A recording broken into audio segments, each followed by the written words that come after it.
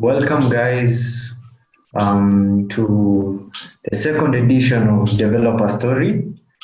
Today we are joined by a very special guest, Mr. Wiza Jalakasi. I don't think I will be able to do his bio justice. This man is a modern Renaissance man. He's done so much.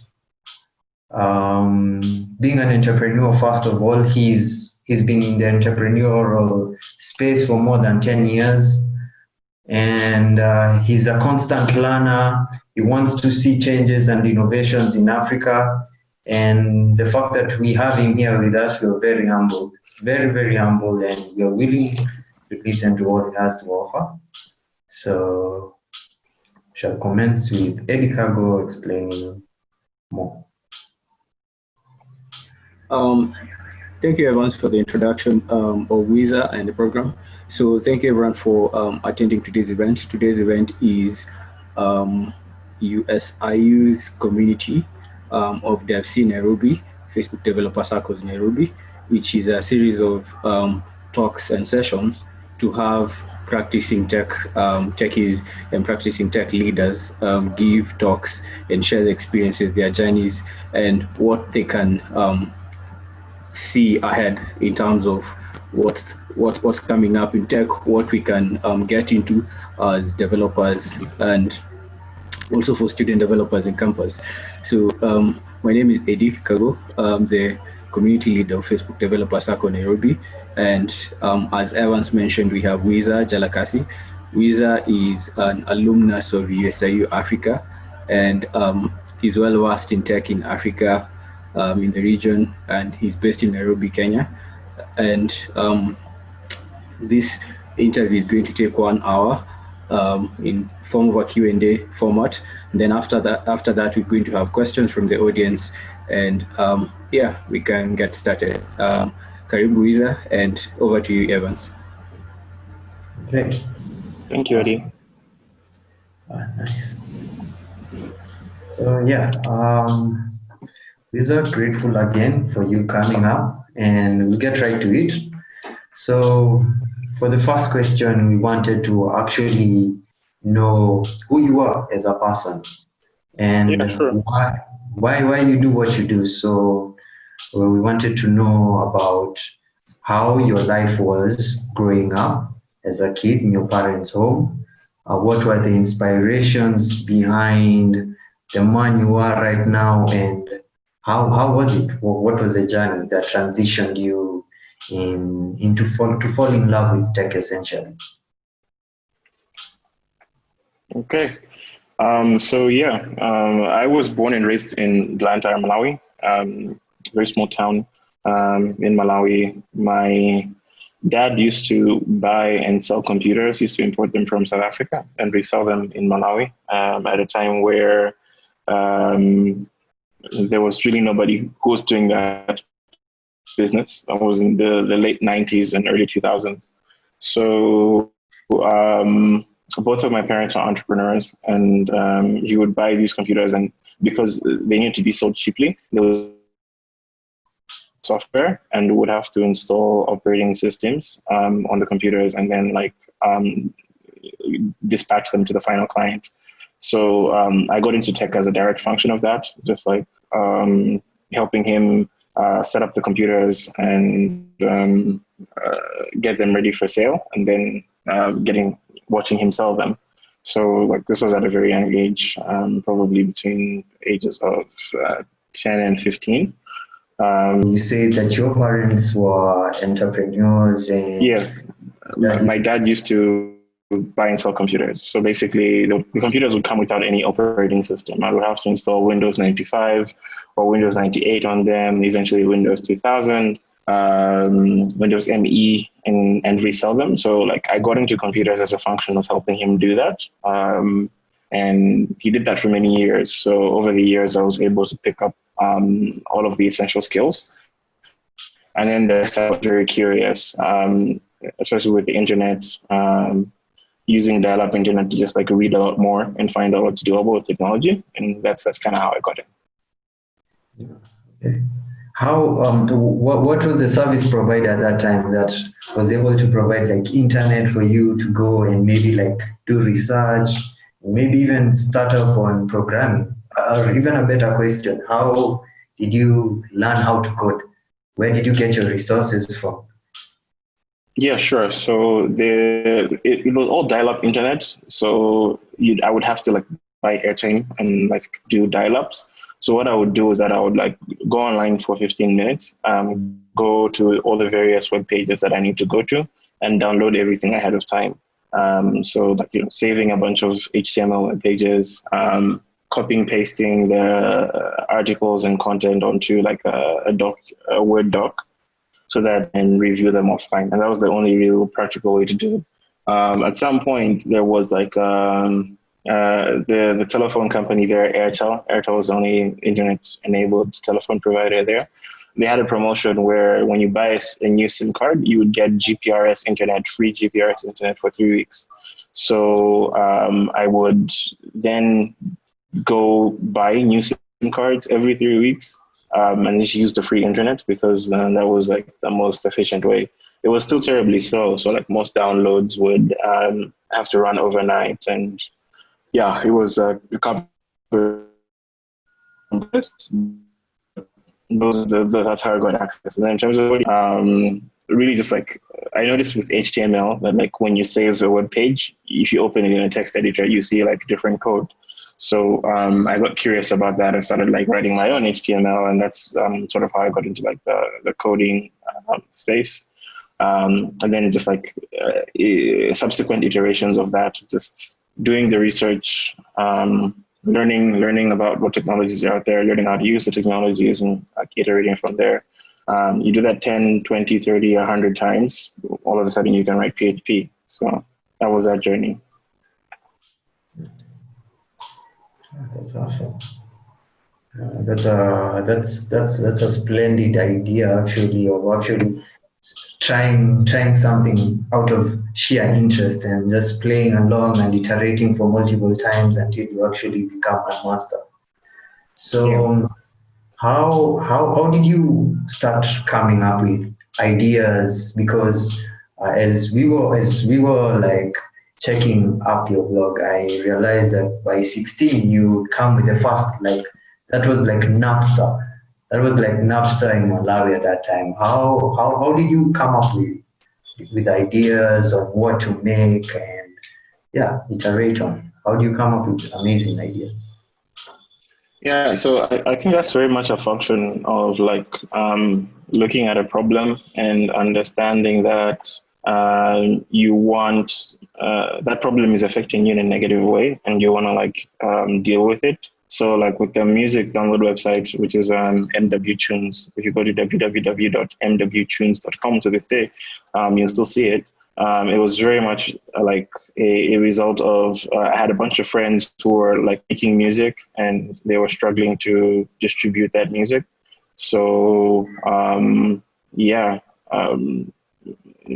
working with them to give them a platform to distribute that music. So it's like, okay, you guys have this problem. I know how to code. Here, just like doing it as a personal favor. We never set out to build these solutions to scale or to solve like massive problems at scale. It was really just like us like trying so that we can see what is doable. And it's after some time, we now saw that like many other people want to have this service, have access to this service to host their music on the platform. And that's when like my then co-founder and I realized that like, okay, we can try and like turn this into a business, which we did try, but ultimately failed because I think the market was not really ready for anything sophisticated like that. And it was very difficult to monetize. So we let it be. But to answer your question summarily, it's like, I don't think you can come up with like from the word go, just like find a problem that you want to solve, throw one solution at it, and then keep iterating. I'm a very big believer in iteration, and all of the things that I've been involved in have been a result of iteration. Nothing is ever incredible or perfect the first time. So yeah, it's just that's how the cookie crumbles, I guess. Yeah, yeah, that's just mind blowing because like most of the people when they're trying to come up with businesses, they'll have like grand ideas of we want to make money or we want to global domination, and you just say like, hey, I was just enjoying time with my friends and I realized they had this problem and you developed a solution for them which ended up blowing up. What were some of the challenges that you faced while you were creating MW tools? Biggest one was just getting access to hosting. Web hosting services were not easy to get access to. Getting access to funding to actually get more people behind it was impossible. So we had to like do a lot of improvisation, and in order to do that, I basically just like, took up an unpaid job at an internet cafe, so that I could get 24-hour access to internet, and that's how we ran it. And most times when you don't have immediate access to resources, you can be scrappy about it and make things happen. So that's just an example of that. Yeah, amazing. So since I can hear that from time immemorial, since your first startup, that you've been building partnerships, you've been leveraging the friendships that you have around you to actually create amazing stuff. So what role has building positive relations and connections played in your life, and how important is it to you to actually connect with people that you're aligned in the same thing? And how can somebody who doesn't know how to do that do it? Well, I think it's really important. I believe some people call it karma, some people call it the universe, some people call it divine. But I believe that you get what you give. So this is my personal belief, and I don't have any empirical or scientific evidence behind it.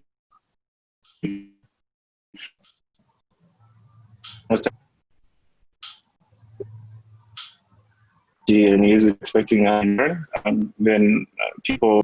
So I think it's just like if you have a skill that you can use to help somebody solve a problem, like in the case of MW students, I was just trying to help out my friends, but like that set me on a journey that has like defined my career today.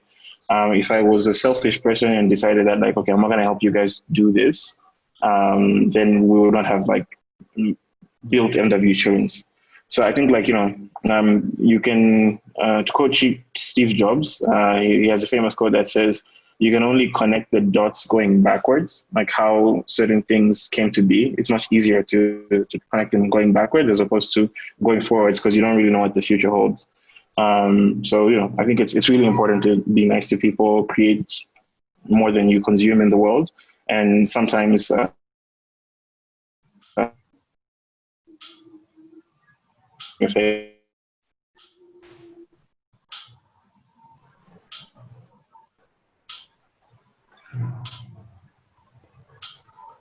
Sorry for that. I think you had a internet distortion problem there. Oh, okay. Am I back now?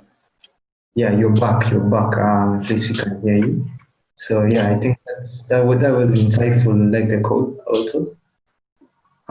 Yeah, and then after MW Tunes, you transitioned into university from a young man in Malawi, and then you flew into Kenya. You joined SIU. What significance in changing the environment, and how did you choose Kenya as the next location for you to come and join university in shaping who you are right now? And yeah. Okay. Because of the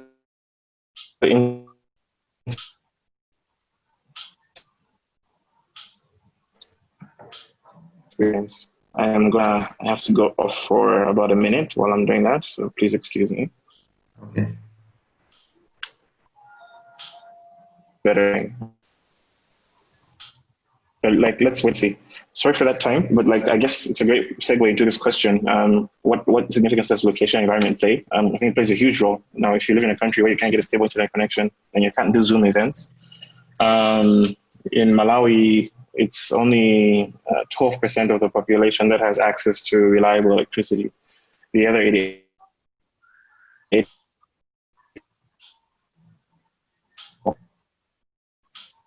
not middle class, then I would have never gotten the opportunity to use a computer in the first place. And I would not be here having this conversation with you today. So I think it plays a huge part of it. And it's almost like a lottery because nobody gets to decide where they're born. But at the same time, people have been able to overcome significant,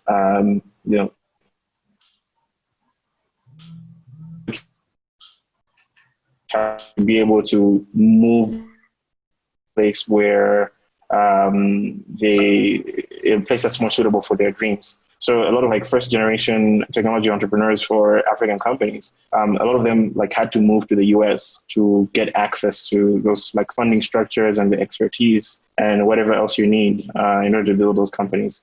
So yeah, I'll keep that question short, but that's what I think about that.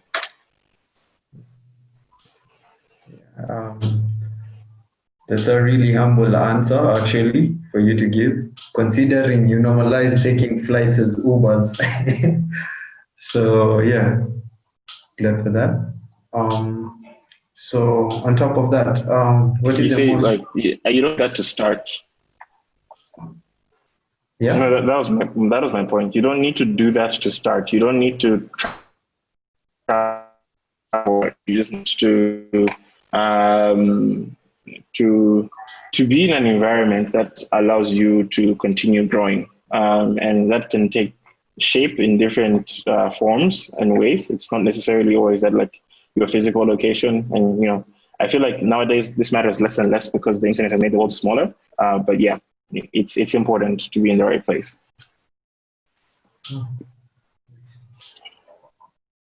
I think that can actually motivate somebody who's stuck in his mind thinking that I cannot do this while they have a computer or they're at home and they're not actually using some of their time to just find out what they actually like. That's really deep. Yeah. So what is the most important skill that you think people should focus on and is often overlooked by many people?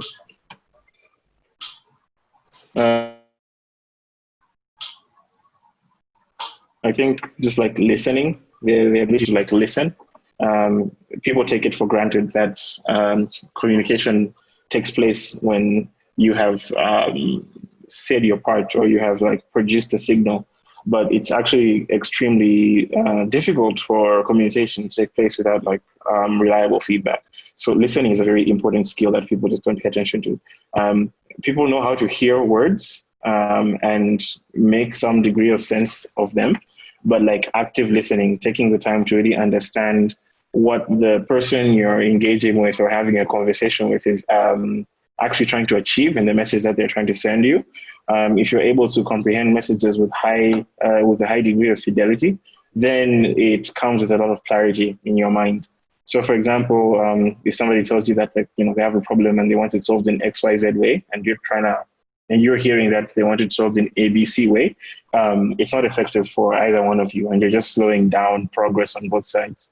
So being able to just sit down and listen and understand what somebody means, and it's important to know that there's sometimes a difference between what somebody says and what somebody means, but understanding what people mean when they're saying to you is a very, very crucial skill, and mastering it will make it easy for you to advance in your life, in your career, and personal relationships, etc.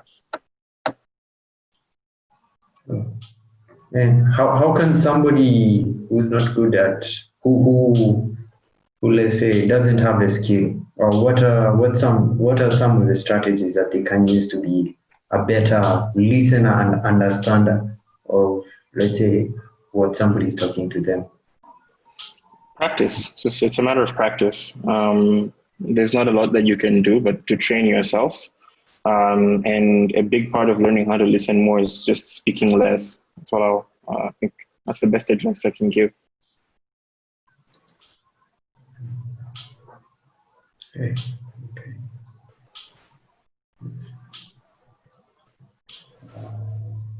So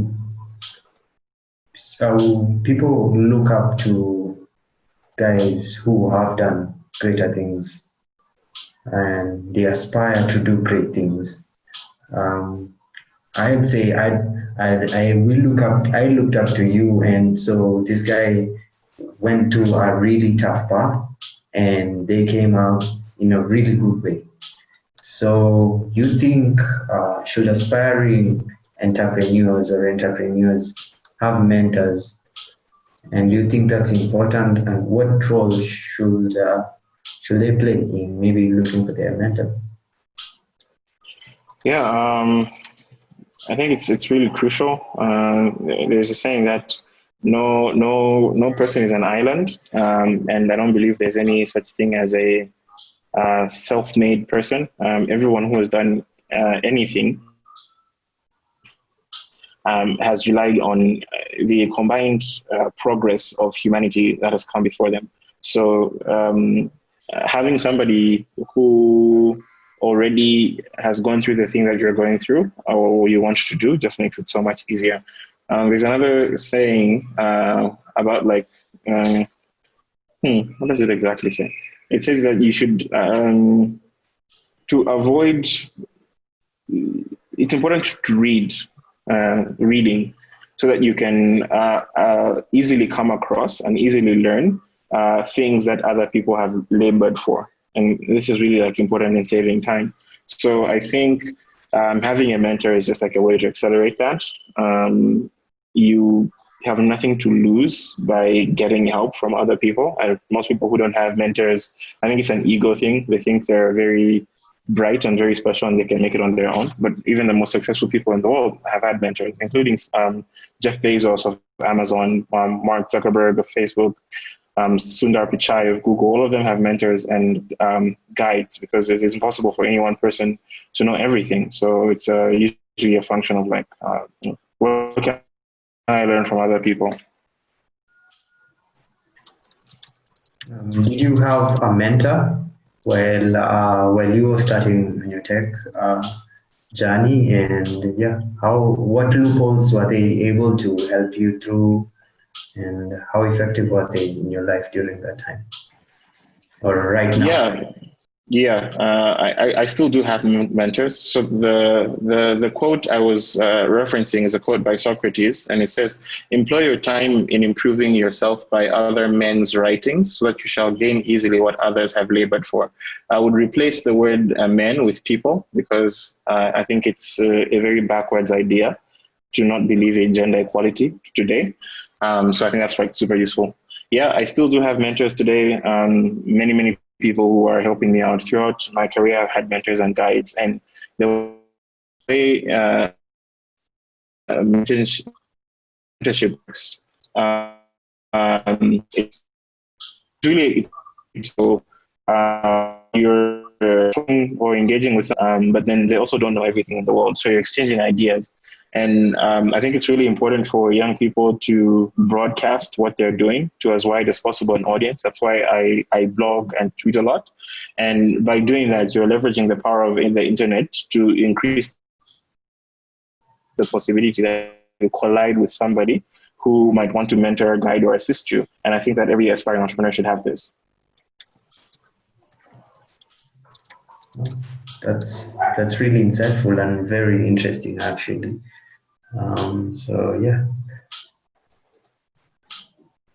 Next, on top of that, is how do you form habits of executing your ideas, even when you feel unmotivated or lack support? I think a big thing is just like finding comfort and gratitude. That's the mental hack that I use. So every time I'm feeling frustrated with a lack of progress on something that I'm working on, I just like spend a few days thinking about and meditating on the things that I am grateful for. And it's easy to take for granted all the things that you have because you have them. But they are very rare. There's always somebody who is begging for your absolute worst day because your worst day is better than their best day. So for me, it's just like, yeah, just go back to gratitude and think about the things that are going well for you. That gives me energy, and it works for many other people as well. And once I have more energy, then I can try again. Okay, so be grateful for every single thing, even when things are going wrong. Yeah, my motto is that it could always be worse. Okay, using negativity to turn it into positivity. That's amazing. Exactly. Yeah, awesome. So you mentioned that you improvised in your first MW tunes, where you're looking money for hosting and all that. Yeah. So transitioning from MW tunes, you came into Kenya, and you and Hungai, your partner, started Juwaji.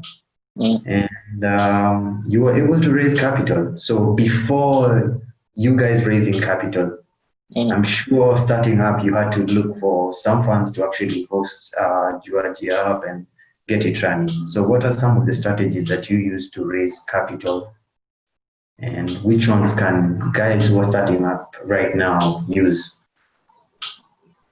Yeah, so I think it's very much about telling a story. Raising money is all about storytelling and your ability to tell stories. Like, there's nothing else beyond that. Because you're selling a vision of the future that currently doesn't exist, like there are no quantitative factors that somebody can look at to evaluate your business on merit, especially when you haven't started out. So fundraising is very much about the story that you tell. And if you're able to tell a compelling story with that feels human and feels aspirational, invokes positive emotions in people, then you can raise money from that. Like, almost all the successful entrepreneurs I know have raised money by telling really good stories. It doesn't even matter how good or bad the business is, but if the story is well told, then that gets you through the front door and gets you access to the capital. And I think it's important for entrepreneurs to be careful how they use this and to tell realistic stories that they can actually achieve, because it's very easy to just tell a story for the sake of telling a story to raise money. And you will be successful in the short term, but in the long term, you'll be found out as a fraud and you'll never be able to work in the industry again. So yeah, but it's storytelling, and it's just a matter of how well can you tell a story. Actually, this question had a lot of vested interest, because we have on this platform a lot of developers who have amazing ideas, and they develop the ideas, but when it comes to funding, they hit rock bottom. And there was a controversial topic of how most VC funds are actually funding companies led by white people. What do you think about it? What do you feel about it? Do you think that there is capital available to actually assist developers right now to actually get their startup ideas from ideation all the way to execution? Not as much. It's true that white founders get more access to capital than black founders in general, because white people have got more money in the world. Africa is a young republic. Many of the African states, even Kenya, is not 60 years old. But if you look at the United States and Europe, some of these countries have been countries and like republics and institutions for hundreds, if not thousands of years. So the equity structures there are different. If you check in your own family, you Evans, if you go up 2 or 3, 4, 5, 6, 7 generations, at some point you come across the fact that likely your family was slaves to some people. And that's just the hard reality of where we are now. So we cannot come from a generation of people who are like formerly slaves less than 1,000 years ago, trying to compete with people who have been essentially, running things for hundreds of years. The capital structures are different. So it's not racist that black founders are not able to easily raise money, like as white founders. It's just a function of our history. The same way, if I give you today, Evans, $1 million, you would invest in people around you. You don't go to Tokyo and start investing in Japanese founders. You start investing in the people around you. So proximity to money matters. Now, that being said, it's not that there are no opportunities for Black founders at all to raise money. It's just that they have to work harder. So again, it goes to a function of like, how good is your story? And you need to be able to tell really good stories. And what I find is that most developers just build products and expect the products to tell their own story or sell themselves. And that's just not how the business world works. So I think storytelling techniques, some of which I've linked to in the chat, I would be grateful if you can copy the links I'm posting in the chat and post them to Facebook as well. Those are some of the resources that I think are quite useful around building the storytelling muscle that you need to get really, really right if you're to be able to raise money in this environment.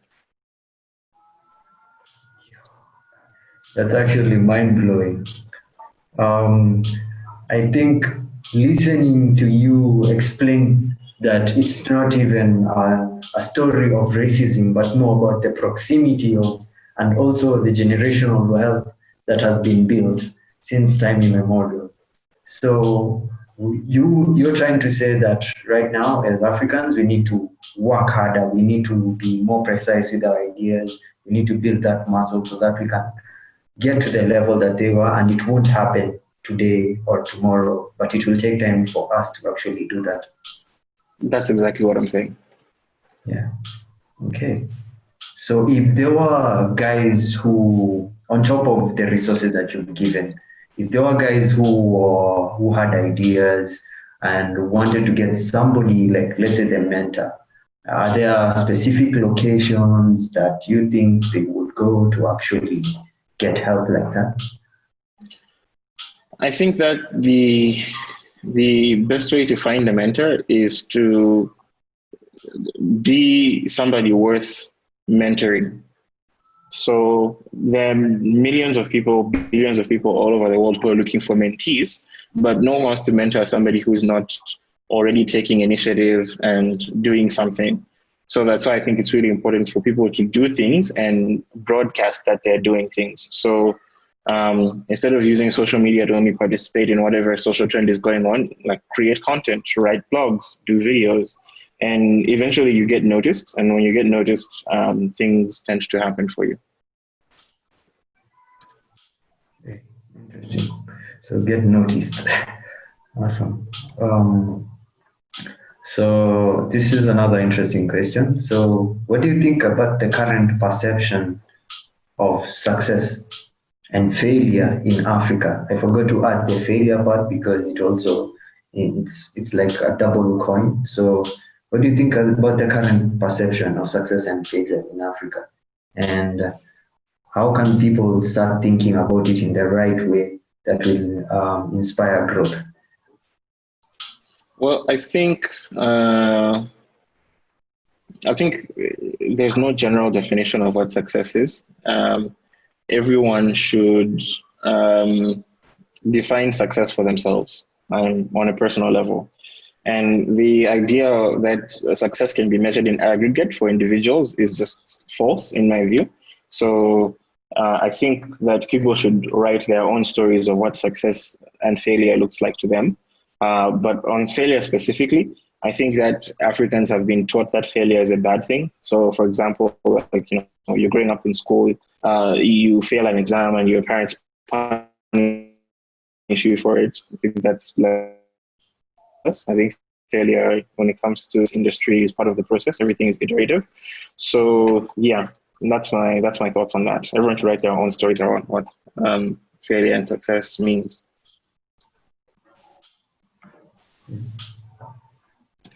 Grateful for that. So could you say that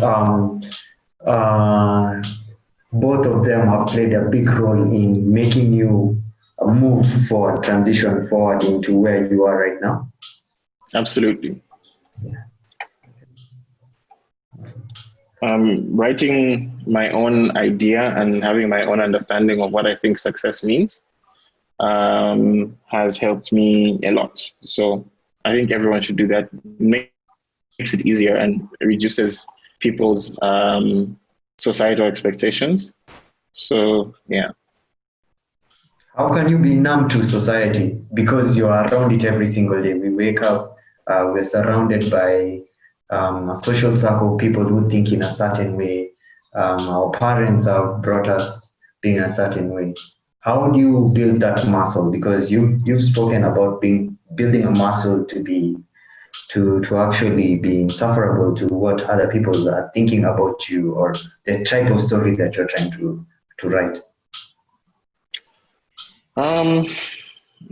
I think it's about changing your circles and making sure that the people around you are aligned with the direction in which you want to go.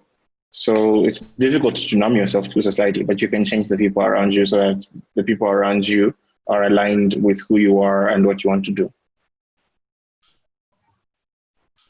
Awesome. So next question, after moving from, after Juaji, your transition, you've talked about it in multiple blogs, in multiple interviews, and yeah, I took the shape it took. You guys were funded, and the success and failure thing happened. And after that, you wanted to go back. I saw somewhere you'd written that you wanted to go back to Malawi to build a SSD service. And that's how you met with Africa's Talking, yeah? Yeah. So how was it? How was the experience moving from a founder and actually getting somebody to give you the job of an idea that you actually wanted to implement? How was it? Well, it was humbling, going from feeling like I'm my own boss to being employed by somebody else was humbling because it felt like a step down. But in the end, I ended up realizing that I learned a lot more from that role than I did from all of my other startups combined because it was a smaller role, but at a bigger organization. So the way I would look at it is like, if you're a startup founder and basically you're baking a pizza and the pizza is all yours. But if you're going to be an employee of a startup, then maybe you only get a slice of pizza. But the pizza is so big that the slice of pizza is bigger than your whole pizza on its own. So it ended up being like a net positive for me. And then it also was like a great way to learn things and experiment on someone else's money. Because at the end of the month, you still get paid. But you're still learning and you're still doing so many things that you don't have to worry about, like running out of money or making sure all your team members are paid. So it's like almost like going to school, and instead of paying school fees, you're being paid to learn. So I'd actually encourage many people to get industry experience, at least 3-5 years of industry experience before like trying to found a startup.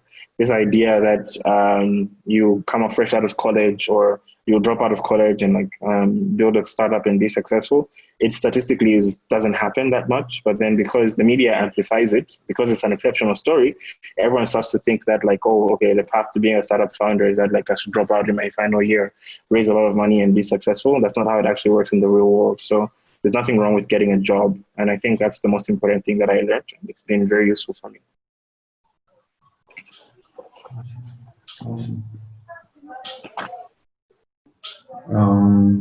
Next question is, what vision do you have for Africa? Next 5 to 2 years, you've been in software, you've been in hardware, you're probably, I could say that you're an evangelist for the mobile technology. So where do you see it in 2 years, in 5 years? What vision do you have for technology in Africa? And what role do you want to play? I don't have a specific vision around technology, but I would like to see a more unified continent. So making it easier for people and resources to move across borders, I think is like very crucial for the continent, and that doesn't exist yet. For example, me being a Malawian living in Kenya means that I have to pay 400,000 shillings every 2 years for a work permit. And it's not like I'm taking away from any Kenyan jobs. I'm actually creating jobs. I'm employing people, but I still have to do that. So this fragmented in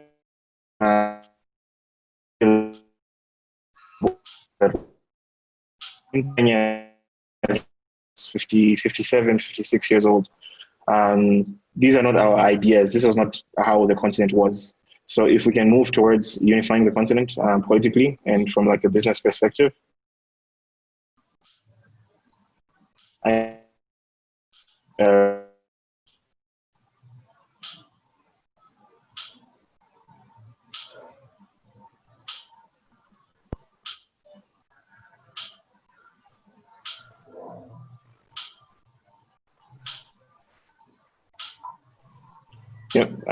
I think you lost me for a sec, but I'm back now. Oh yeah, you're back.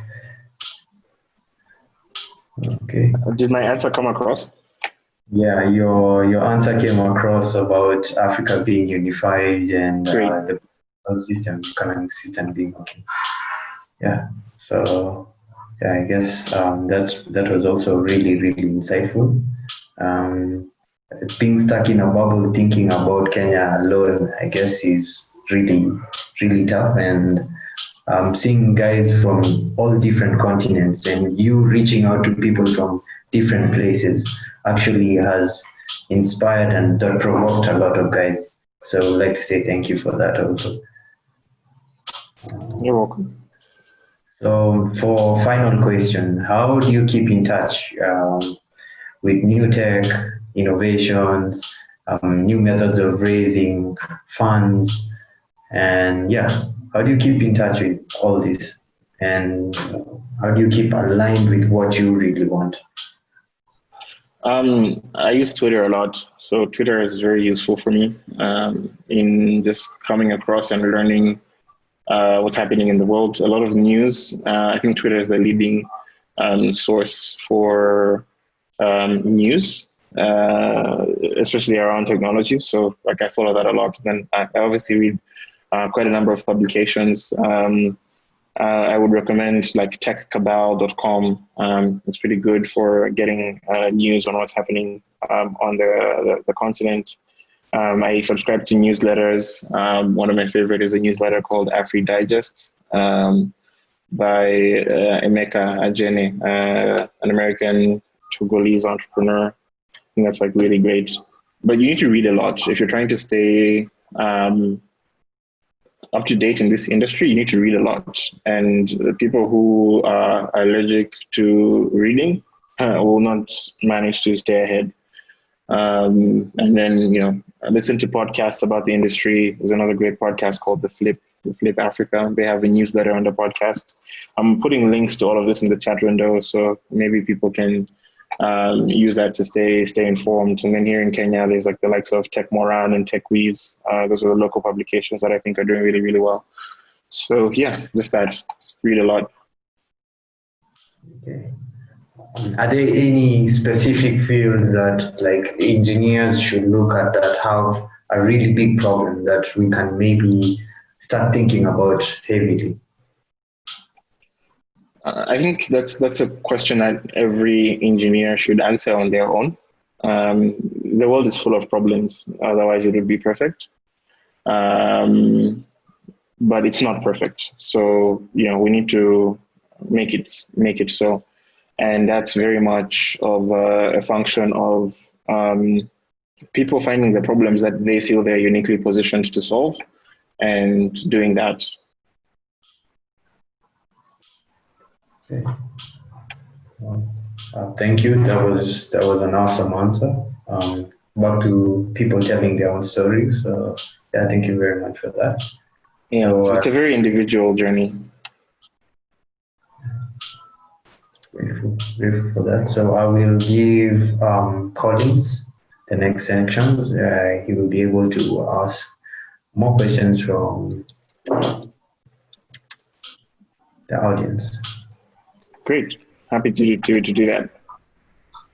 Thank you very much, Evans. I did write a message on the chat. Anyone who has a question, you're free to ask. So I will be reading some of the questions that the audience has asked. And one from Eddie is at Wiza. What are the plans for the new Africa Renaissance Conference?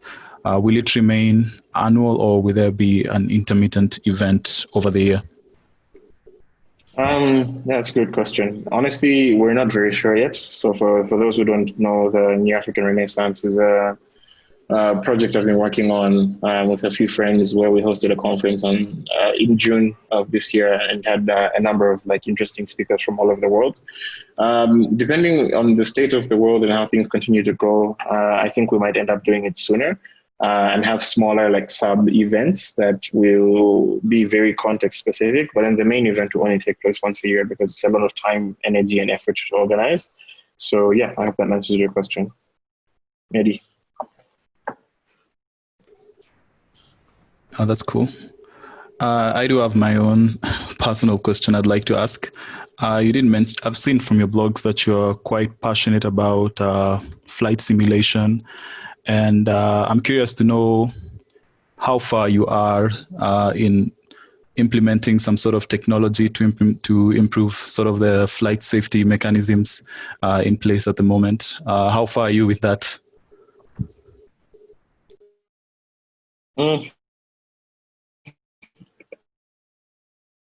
Not very far to be a long-term goal. And a big part of me getting there is just understanding and familiarizing myself with certain types of flight systems. And that's the phase that I'm still in. But that's my long-term goal, to improve something in aviation safety, maybe within the next 15 to 20 years. And I have a plan around how I intend to get there. So yeah, not yet. I guess that's the best answer I can give you. That's cool. That's cool, bro. One more question from me again. You did say you're an alumni from USIU. Would you say you gained what would you say you gained the most during your period at the university? Great. Let me put it like this. USIU, you will learn a lot of things in school, but not in class. So the vast majority of value that I derived from USIU was outside of class. So meeting people, extracurricular activities, participating in everything that's not class was more useful to me than anything that I ever learned in class.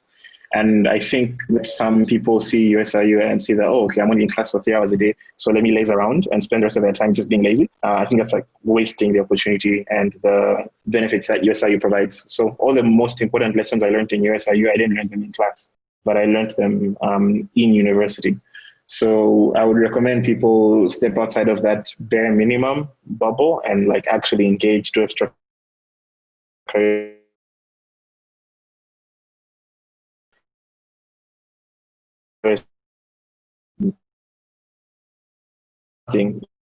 People very engaged and willing to do something with you, but then they're also doing this for the first time. So nobody really has any answers. So finding the right peer groups, I think, was the most useful thing for me. Yeah, I think that's true. And it kind of applies also to more than just USIU. Just engage in a lot of these developer communities. Yeah. There's a lot of developer communities that exist, and a lot of clubs and so many activities you can engage in while in school that can help you shape your career. So that's good. Again, to the spectators audience, feel free to write down any questions you have on the chat as I read another question from Eddie. Eddie is asking, how beneficial is it to join a startup versus a big company right after campus? Yeah, so I think it depends on what you want to do. If you want to found a startup one day, I think it makes sense to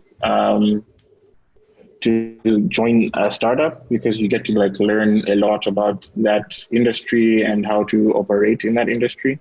If you don't want to do that, you just want to work in technology and work in more traditional technology, in the more traditional technology industry, then I think you'd rather join a big company, because big companies pay well.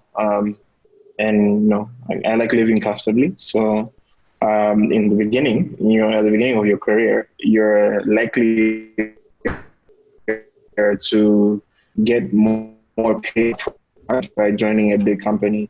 If you're in a startup, you might not get a lot more money upfront, but there's definitely a ton more progression within that organization because you can easily rapidly grow through that organization. So in a startup, you might get promoted in a year, whereas in a big company, the CEO might not notice you until after 4 years. So there's a trade-off between what you want to do and where you want to go. But I think startups are great for rapidly learning. And who's to say you can't do both? Startup, then go to a big co, or go to start in a startup. I think the best result is a combination of both. Yeah, I think that makes sense. Because at the end of the day, when you're leaving campus, you pretty much have a lot of options. It's up to you just to choose what you want.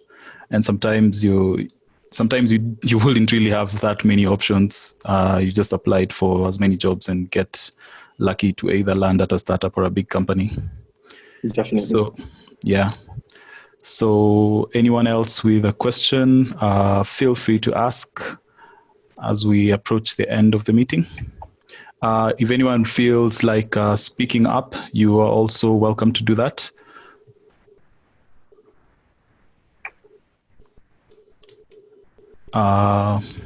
Anyone? If there are no questions, I think I will hand over the session to Evans to wrap things up. Thank you.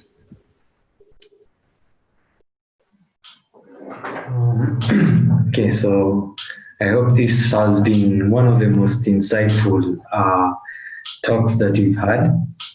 You actually talked about real life scenarios of working on your ideas, on trying to solve problems from just the simplistic things of just helping people.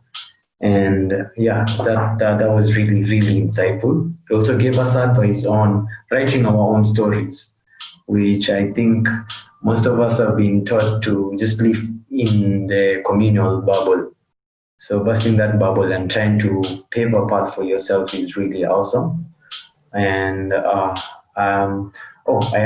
had something to actually inquire about.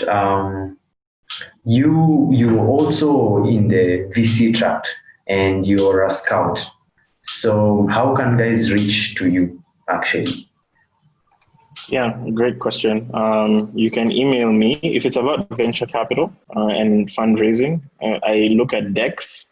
I'm not able to respond to every email that I get, but I do try and respond to most of them. You can email me at money@wiza.jalaka.si. So money@wiza.jalakasi. I've written it in the chat window. Maybe you can post it on Facebook as well. I try to review all the decks I receive, but I receive very many decks. I try to give feedback on all of them, but sometimes it's not possible. Sometimes the most feedback I'm able to give is a no and a resource that might be useful. But I can't take the burden of giving everyone feedback on an individual level because it would just be too overwhelming. But I'm happy to look at any decks. I don't read long proposals or long emails. I only look at decks. Okay. Yes, that will be helpful. We'll post all the resources that Wiza has given us, and we'll continue working on this skill as developers. I believe you are amongst the most balanced developer I know, because you can do the social part, and you can look for funds, you can talk to people, you can connect, and you can also develop. So I think aiming to be balanced and going through life being a balanced human being is really nice, and I've learned so much from you. You inspire a lot of us, and yeah, I think we're very grateful to have you here. We'll cherish everything that you've spoken about and continue building great things and look to be balanced and right and truly African story. Well, thank you guys for having me. I'm honored and grateful for the opportunity. So thank you so much. I wish I had more time, but I think this was great. If you want to chat with me, I respond to all DMs on Twitter. So I'm at Wiza J on Twitter. I have more time for Twitter than anything else, and I just like try to chat with people. So if you engage me there, I will respond, even though I might not be able to respond immediately. But yeah, that's pretty much that. Okay. So if we don't have any other queries, I think we will finally close the meeting and wish everybody a nice time to stay warm, to stay safe, and yeah, continue building, continue sharing, and continue writing your